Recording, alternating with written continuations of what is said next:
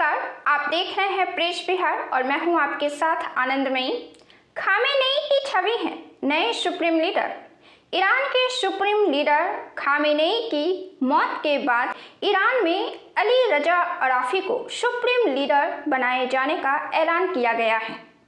America ने भले ही यह कह दिया हो कि उन्होंने अपने दुश्मन को मार गिराया और ईरान के तानाशाह की मौत हो गई है और ईरान आगे आकर अपने देश का नेतृत्व को संभाल ले, लेकिन हकीकत इतनी जमीनी नहीं है। ईरान में तानाशाह को खत्म किया गया है। तानाशाही व्यवस्था खत्म नहीं हुई है। तानाशाही विचारधारा ईरान की पूरी सरकारी ढांचा जिस तरह से अपने नेता को चुनती है, उसमें यह मानना कि अब खामेनेई की छवि से अलग किसी नेता को चुना जाएगा, तो ऐसा बिल्कुल भी नहीं है। खामेनेई काफ़ी लोकप्रिय नेता रहे हैं, न केवल ईरान में बल्कि ईरान के बाहरी देशों में भी। वे केवल एक शख्सियत नहीं थे बल्कि एक विचारधारा थे जो मुस्लिम समुदाय की बहुल आबादी की समर्थन करते हैं। बहुल आबादी के विचारधारा और उनकी विचारधारा लगभग एक ही रही है। बाहरी ताकत घर में घुसकर भले ही किसी को मार सकती है, लेकिन उस देश के नेतृत्व के साथ कोई छेड़छाड़ नहीं कर सकती है। खुमैनी एक शख्स नहीं बल्कि एक विचारधारा थे।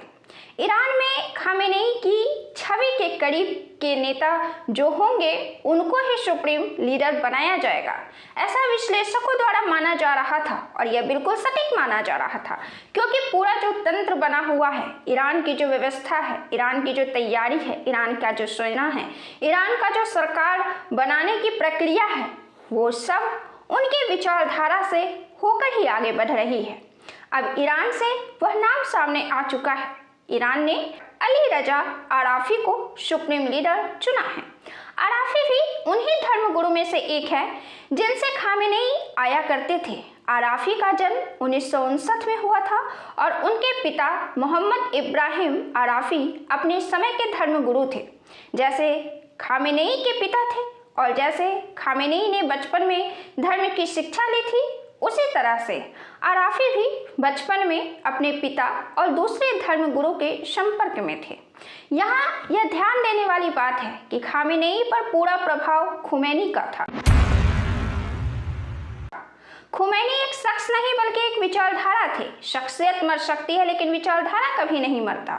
ईरान में वह विचारधारा कल भी उन हवाओं में बिखरी हुई थी और आज भी उन हवाओं में बिखरी रहेगी और आगे भी रहेगी। विचारधारा की मौत के लिए विचारधारा की क्रांति की आवश्यकता होती है। विचारधारा की क्रांति वह कोई देश नहीं कर सकता जो अपने हित को देखते हुए ही सब कुछ करते रहते हैं। ईरान में इस विचारधारा से निजात पाने के लिए ईरान के लोगों को ही संघर्ष करना होगा और गहराई में देखा जाए तो पूरी मुस्लिम समुदाय इस विचारधारा का समर्थक है। ऐसे में उदारवादी विचारधारा कहीं न कहीं कमजोर पड़ जाती है और यह विचारधारा मजबूत हो जाती है। यूं ही नहीं, उनकी मृत्यु के बाद ईरान में एक तरफ बड़ी आबादी रो रही है, पाकिस्तान में, हिंदुस्तान में, मुस्लिम देशों में उनके मृत्यु पर दुख प्रकट किया जा रहा है। अराफी का संघर्ष और परवरिश भी खामेनेई की तरह रही। अराफी के पिता भी पहलवी शासन के विरोधी रहे थे और वे खुमैनी के करीबी धर्मगुरु के संपर्क में ही रहे थे। उनकी मां शेख काजिम भी मालिक अफजल अर्दकानी की बेटी थी। अराफी ने बचपन से ही धर्म की शिक्षा हासिल करनी शुरू की। उनके कई गुरु रहे हैं, मोर्तेजा हेरी यजदी, मोहम्मद फजल लंकरादी, हुसैन वाहिद खोरासानी, जवाद तबरीजी और हसनजादे अमोली जैसे कई शिया धार्मिक विद्वान। अराफी के पास मदरसा और विश्वविद्यालय में पढ़ाने का अनुभव रहा है और उन्होंने कई शोध कार्यों में सलाह दी है। वे अपने जवानी के उम्र से ही राजनीति में काफी सक्रिय रहे थे। इसके साथ ही अपने पिता के साथ साथ पहलवी शासन के खिलाफ आंदोलन में भी उतरे हुए थे। 16 साल में महज वे जेल जा चुके हैं। ईरान का यह दुर्भाग्य रहा है कि एक तानाशाह से छुटकारा मिलने के बाद दूसरा तानाशाह ही सत्ता पर काबिज होता है और जो सत्ता पर काबिज होते हैं वे अपने राजनीतिक विरोधियों के साथ अमानवीय व्यवहार करते हैं। World centre for Islamic sciences नाम का एक संस्था है। 1993 से 2008 तक अराफी इसके प्रमुख रहे हैं। इसकी जिम्मेदारी खुद खामेनेई ने इनको सौंपी थी। इस संस्था का निर्माण 1979 में कुम के मदरसे में हुआ था, जहां से आरफी ने पढ़ाई भी पूरी की थी। पहले इसका नाम council for the supervision of non Iranian students रखा हुआ था। बाद में 1986 में इसमें बदलाव भी किए गए और नाम भी बदल दिया गया था, world centre for Islamic sciences रखा गया था। आरफी खामेनेई के काफी करीब थे। University of Holi Quran sciences and education के बोर्ड ऑफ ट्रस्टीज के भी सदस्य आराफी रहे। साल 2016 में उन्हें कुम मदरसे का डायरेक्टर और ईरान की मदरसों का प्रमुख नियुक्त किया गया था। वो कुम मदरसे के टीचर्स एसोसिएशन के सदस्य रहे हैं।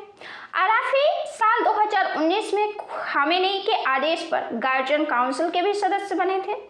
आराफी की गिनती उन नेताओं में होती है जो खामेनेई के काफ़ी करीब रहे थे। अली रजा आराफी को हुज्जत अल इस्लाम कहा जाता था, जबकि अब उन्हें आयतुल्ला कहा जा रहा है। खामेनेई के भरोसे के कारण ही धीरे धीरे आराफी का कद बढ़ता गया, यहाँ तक कि उनका नाम खामेनेई के उत्तराधिकारी के संभावित उम्मीदवारों में भी शामिल होने लगा था। अपने भाषणों और सार्वजनिक रुख में आराफी अक्सर इस्लामिक गणराज्य के नेताओं के विचारों को ही जाहिर करते रहे हैं। अमेरिका को दुनिया में मानवाधिकार उल्लंघन का केंद्र बताया था। साल 2016 में उन्होंने ऐसे सोच की जरूरत पर जोर दिया जो पश्चिम सोच का मुकाबला कर सके और साथ ही उसमें बातचीत, विरोध, जिहाद और क्रांति जैसे सिद्धांत समाहित हो। विदेश नीति और घरेलू मुद्दे पर भी उनके विचार सर्वोच्च नेता की घोषित नीतियों के अनुसार ही रहे हैं। उन्होंने ईरान का डिफेंस कार्यक्रम जारी रखने, अमेरिकी के रुख पर जवाब देने और जनसंख्या वृद्धि की नीतियों पर बल दिया है। मतलब कि उन्होंने वे सारे नियमों को स्वीकारा जो खामेनेई के हुआ करते थे। उनके पिछले राजनीतिक सफर को देखा जाए और बचपन से उनकी शिक्षा को देखा जाए तो उनमें भी खामेनेई की ही छवि नजर आती है। जुलाई 2017 में कुम की जुमे की नमाज के दौरान उन्होंने अमेरिका को दुनिया में मानवाधिकार उल्लंघन का केंद्र बताया था। ईरान और अमेरिका की दुश्मनी केवल परमाणु बम तक नहीं। ईरान और अमेरिका की दुश्मनी केवल परमाणु बम तक नहीं है, इसकी जड़ें काफी पुरानी हैं। दोनों के बीच बदले की भावना हमेशा से काम कर रही है। यह बदले की कहानी 1977 से ही शुरू होती है। ईरान में हर सत्ताधारी ने अपने राजनीतिक प्रतिद्वंदी के साथ अमानवीय व्यवहार किया हुआ है।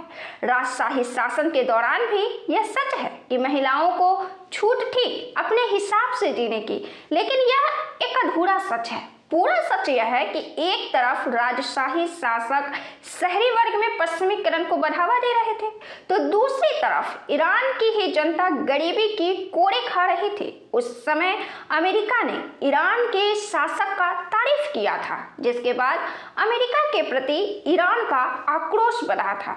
राजशाही के समय ईरान को अमेरिका का कठपुतली कहा जाने लगा था, लेकिन आज युद्ध के जिस मोड़ पर ईरान, अमेरिका और इजराइल खड़ा है, युद्ध रुक भी जाए तो यह नहीं कहा जा सकता कि दोनों के बीच की दुश्मनी भी रुक गई। बदले की भावना एक नई रणनीति की तरह बनेगी और सुलगेगी, इससे इनकार नहीं किया जा सकता है।